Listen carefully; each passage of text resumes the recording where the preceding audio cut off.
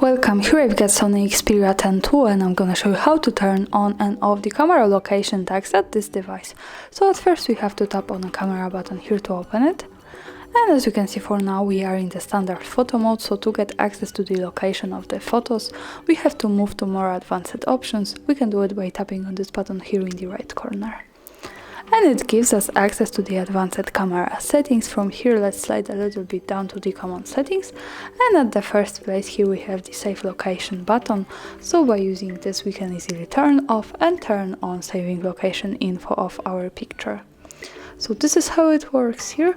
And also the important information here is that to make it work correctly we have to be connected with the internet, for example the Wi-Fi, and we have to turn on the location of this device. So remember about these two parameters to make it work.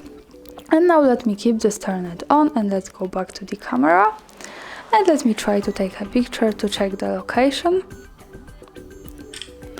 And let's go here to the right corner at the bottom. When we tap on this we get quick access to the picture in the gallery, so this is it. And when we slide a little bit down we get access to the details about it.